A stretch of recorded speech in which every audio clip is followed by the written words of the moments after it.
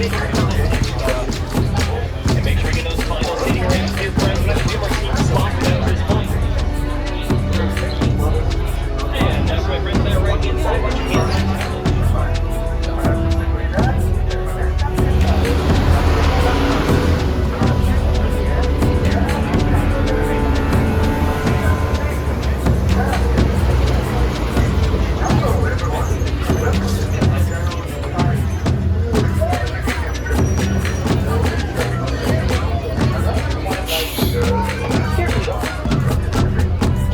Welcome to Carrie Being my friends. Welcome aboard. Please watch the head step and enter. Keep following wisely. Once for other reserve, there is no swapping of any seats allowed.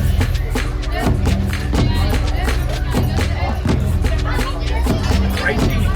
Ready?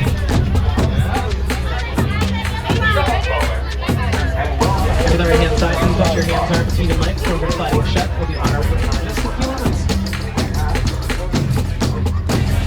Here are off a twin day meet. So let's go. Welcome aboard the Kilimanjaro Safaris. My name is Zach. You're from the average safari driver and one heck of a safari guide, if I do say so myself. A couple important safety measures though. Please make sure that at all times you remain seated, keeping your hands, arms, feet, and legs inside the truck. Be sure to hang on tight to all of your personal belongings too. If anything happens to fall out of the truck, I will not be able to stop and grab it, so please let me know and we'll try and get it back to you as soon as possible. Just can't guarantee it's going to come back in the exact same condition that you lost.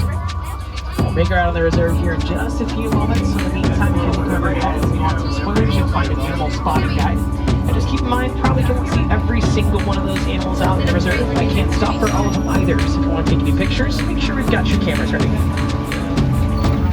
Our safari today is starting out in the Little Ituri Forest. Animals out here tend to rely on camouflage to hide themselves from predators, so sometimes it can be a bit hard to spot. We'll just have to keep our eyes out, see what we can find nearby. We tend to have some pretty good luck out here.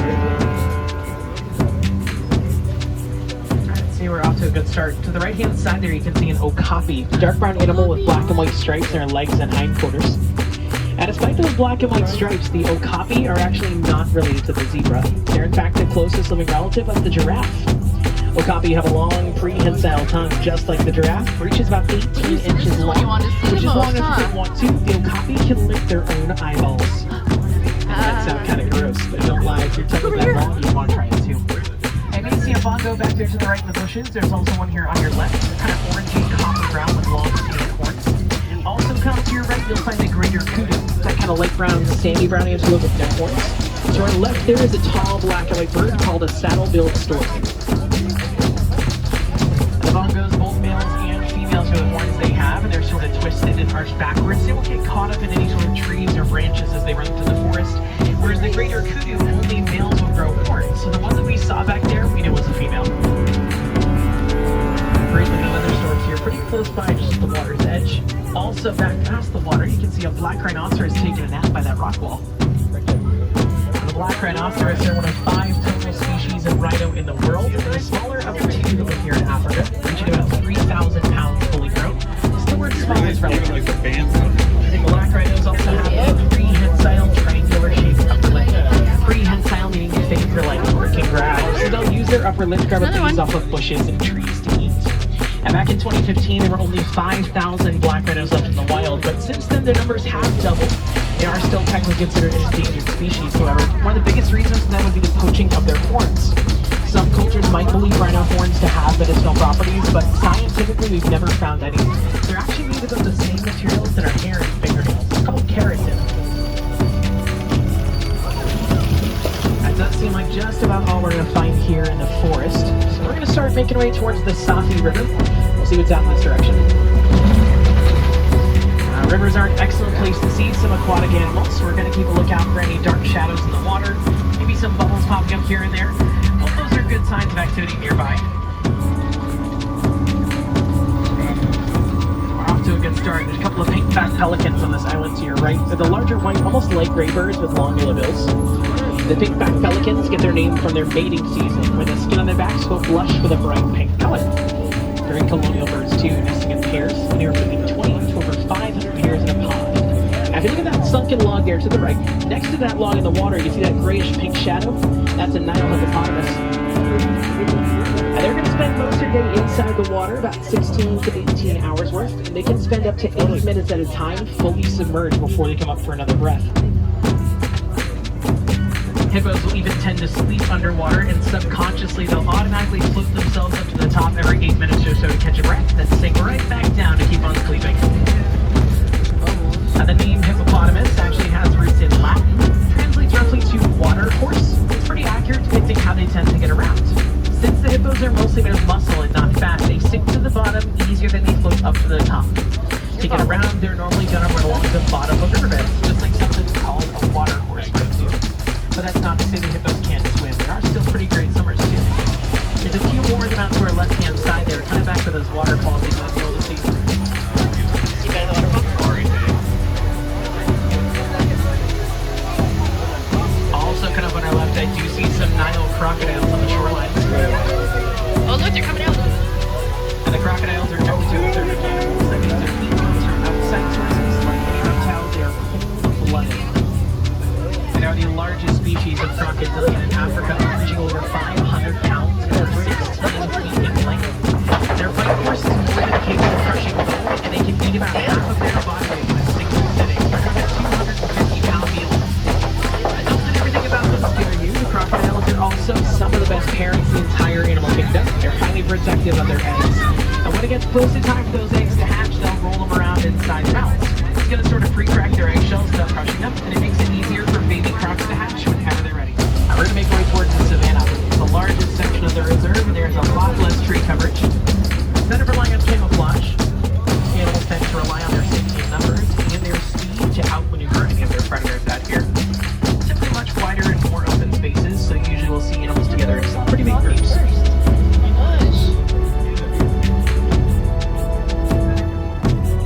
Kind of to our right-hand side, though, something really cool, really exciting, really special. Get ready for it. Here it is. It's a tree. Everybody say, ooh. Yeah, not just any tree, though. That's a baobab tree, to be specific. One of the most important types in Africa.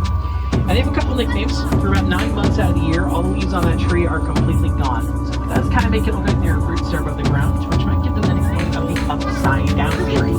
But the reason they'll do that is to store water inside their trunk.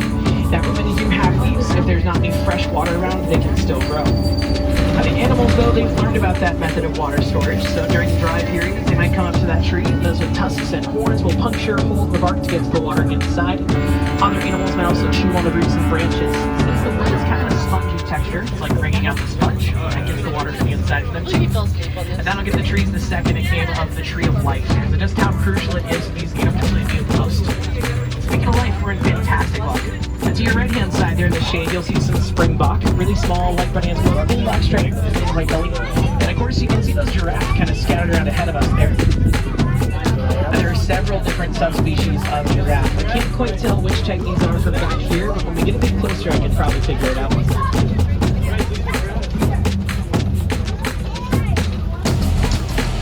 First things first here, we are going to find an animal den up ahead on our left-hand side. Usually a great place to see some predators, so we'll check that out and see if anybody's home. Most of them in Africa, however, are nocturnal, so there's a chance they're still taking a nap right now. We're in a bit of luck. Inside that den, you'll find some African painted dogs. They're orange dogs with black and white markings and white tips of their tails. The African painted dogs, they look pretty cute and cuddly, but they're really some of the most successful pack hunters in all of Africa. These guys have a 90% success rate chasing after their prey because they're incredible keepers and their stamina. But if there's anything that the African painted dogs are not, it's that they are not related to hyenas, and not even close. These guys are part of the canine family, so they'd be more closer to a wolf or a fox, and are considered very, very distant cousins of our common house pets. The main difference being that the painted dogs only have 4 toes, whereas your common house pets have 5.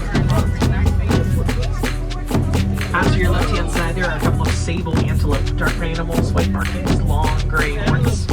The sable antelope are kind of the official emblem of the Harambe Wildlife Preserve. We pick them in particular because out in the wild, whenever forced into a fight or flight response, most of the time they'll choose to hold their ground and fight. We find that pretty admirable. Those ones you see back there, we can also tell are all females based off the coloring of their coats. They're more a chestnut brown or mahogany color. Male sable antelope are much closer towards black. We'll get a really good look at the giraffe head here on your left-hand side as it drives past. I can tell once we're closer here that this is a Maasai giraffe. Their spots are more jagged and sharp in their corners, those little indents in them. They kind of remind me of pointy puzzle pieces. Looks like they went across here. So it turns out to be on the right-hand side. I'll switch it up for you. I'll pass right by them here. We're also going to have a look at some zebras to our left. Those are Hartman Mountain zebras. Just like different types of giraffes have different spots, different types of zebras have different stripes. The Hartman Mountain zebras, their stripes don't continue all the way under their bellies. They got a plain white belly. They have a flap of skin on their neck called a flap. It's essentially a pocket full of blood vessels, which helps regulate their temperature. They're the only type of zebra to grow one of those. A zebra's stripes are also unique to each individual zebra, kind of like how a human's fingerprint is unique to each of us. And within about 15 minutes of being born, baby zebras will imprint on their mothers by memorizing her stripes. They can always pick her up from the rest of the group.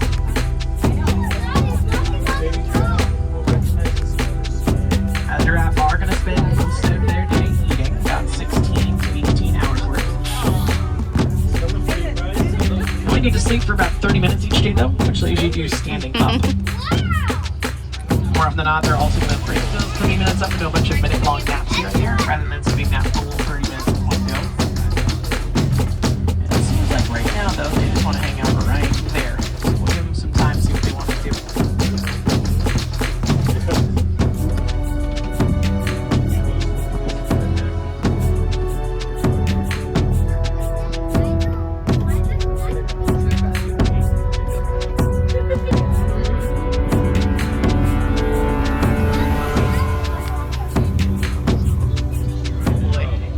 Wants to follow behind where that one went to. Get your hat though, for that thing around here.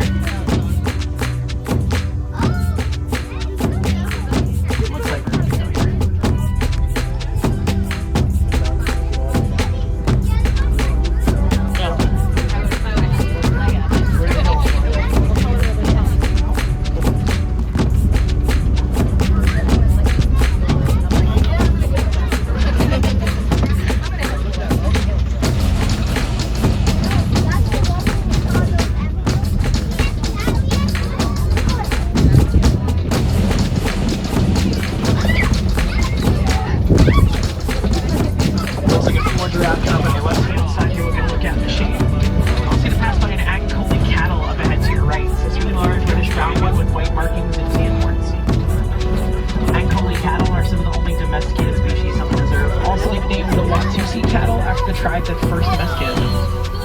Both males and females with those huge horns, but despite their large size, they're pretty lightweight because those horns are mostly hollow and they have a hydraulic structure.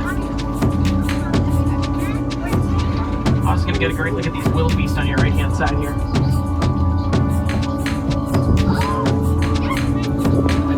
Wildebeest can group together up to 1.5 million of them, all together during the dry season, making them one of the most densely populated animals in the world. Next to humans, of course, who group together in larger herds.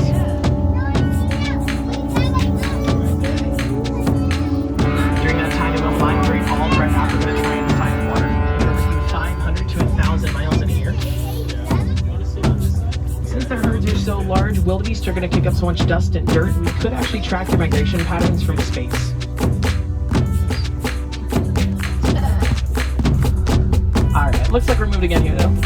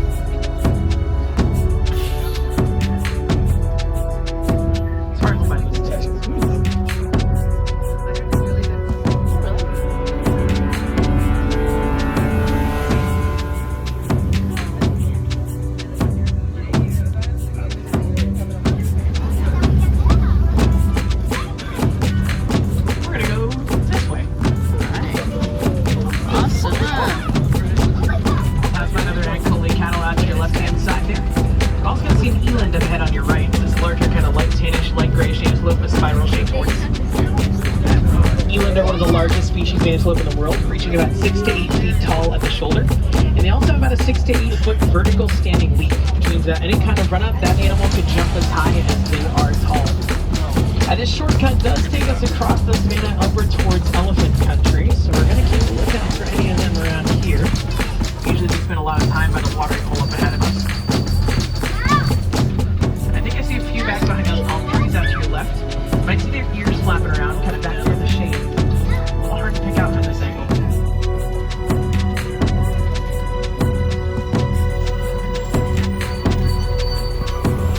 I know flap those ears around kind of like a Philippine air check system. Got a bunch of blood vessels on their ears, so they flap them back and forth. A nice cool breeze gets back there. Cool them off by about 15 degrees Fahrenheit. Looks like some greater flamingos come to our left-hand side here on this island too. Now if you look really carefully at these flamingos too, you'll notice a bunch of them laying down in these dirt piles. And if you look really carefully at those dirt piles, you might notice some little tiny fuzzy gray birds maybe just poking their heads out here and there. Those are baby flamingos. They're actually more light gray colored. It does take them about 2 years to be fully grown and fully pink, and their coloring actually comes from their diet. Like things like brine shrimp and krill, super high in a mineral called carotene, which is what gives them their bright pink tone. It's the same thing in carrots that's going to make them bright orange, just a different type of it.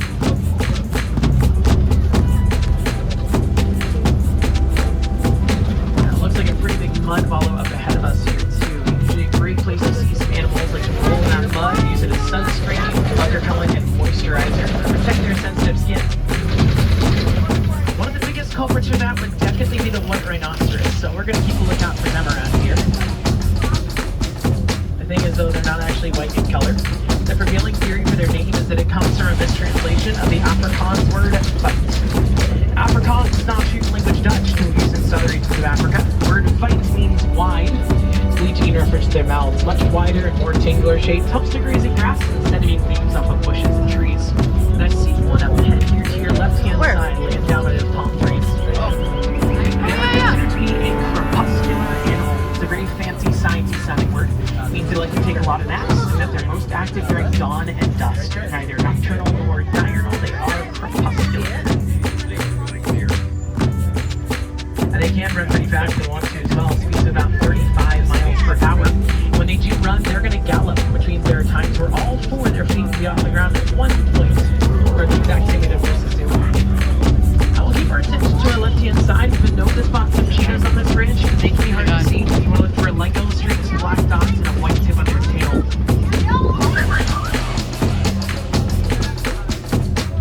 Not really seeing any out there, though. The news is they're not the only felines without Africa. You can find a few lions out here today, too. The lions, however, are considered to be a nocturnal species, spending about 16 to 20 hours a day resting or sleeping, and way more active at nighttime. It doesn't mean you're not going to see me for sure, it just means that if we do, they're probably still taking a nap right about now. I like to use these copier formations like a lookout tower just before sunset. You like to stand at the very top, survey over the savannas, and see if there's anything you really want to keep track of. But during the daytime, these the shade the rocks and trees provide is an excellent place to take some of the nice cat naps they're known for. They do also live in groups called a pride, so if we can find one, there's a chance that we can find some few. I do see an ostrich up in the shade to your right. We're going to get a better look at them in a moment, so don't worry, can't see them too well quite yet.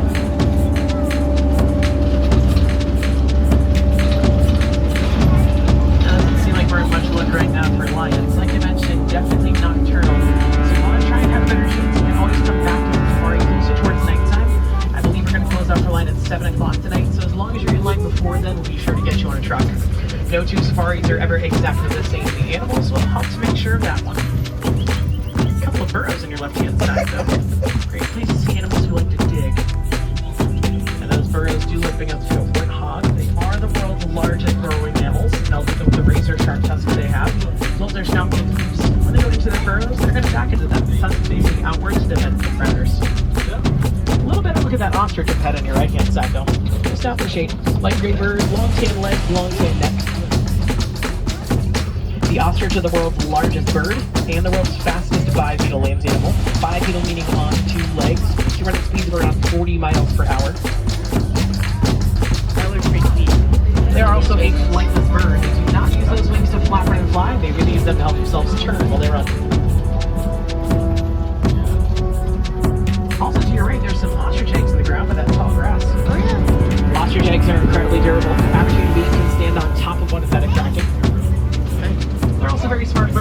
going to attempt to incubate any eggs unless they know they've been fertilized. So we know there are only female ostrich on the reserve.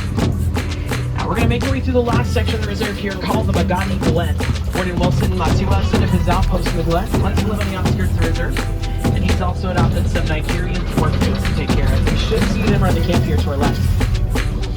Warden Wilson adopted the dwarf goats for a few reasons. They're pretty cute, they turn around, play on a lot of the day. But the milk is also incredibly nutritious. More nutritious than cow's milk, and they're easier to take care of. The goats require a bit less space and will eat just about any vegetation. They're a pretty important lesson to learn. You've got to do your research before you adopt an animal. Make sure they're a good fit for you. Goats still need quite a bit of other space. They can be kind of hard to potty train, and they love to climb. They have a great sense of balance. So maybe not the best animals to keep at home, but they work out pretty well in the reserve. Having domesticated animals helps us rely a little bit less on wildlife to get profit, because we could sell goat's milk and goat's cheese to the local village. Speaking of the village, we're going to start heading back towards it. While we have some time, let's talk a little more about conservation. It's incredibly important to all the animals you saw in the reserve today, especially ones that are endangered, which is a lot more than you think. A lot of them for similar reasons. One of the biggest being loss of habitat through deforestation, affecting animals even like the giraffe. You don't just have to donate to a fancy conservation fund or do a huge research program to help these animals out. The easiest things we all can do at home is those 3 R's: reduce, reuse, and recycle, especially with things like our paper products.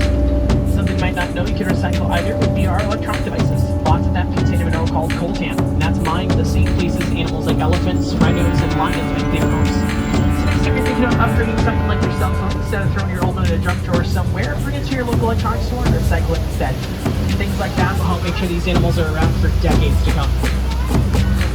And now, my friends, is an excellent time to double check your rows and make sure you have all your personal belongings with you. It gets kind of bumpy on the reserve, so things may have shifted around while you've been in motion. And parents, yes, your personal belongings does include your children. Make sure you take them with you. If you have any trash or recyclables, please bring those off the truck as well. And for my wilderness explorers on board today, you've been on board the Simba 1, S-I-M-B-A 1. But here at Harambe, we do not like to say goodbye. Far too sad, far too formal. Instead, for to borrow the solid phrase of watery to go well. My name is Zach. I'm from Denver, Colorado. It's been my absolute pleasure to bring you all around the Harambe Wildlife Reserve today. Hope you have some fun. Maybe learn something new while you're at it too.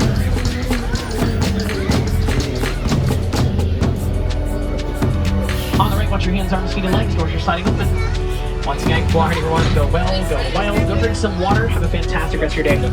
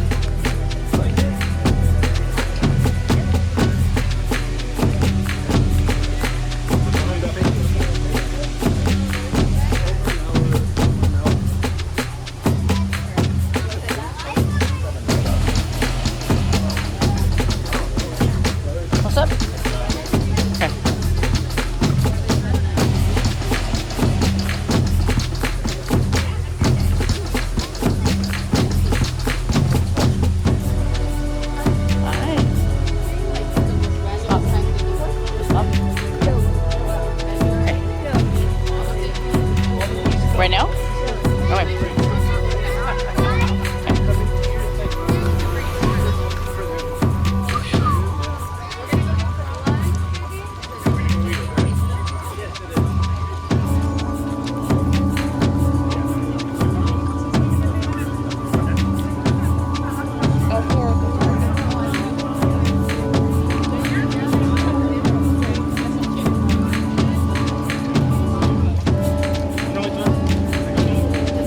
We'll sit here, Nolan, or go with him?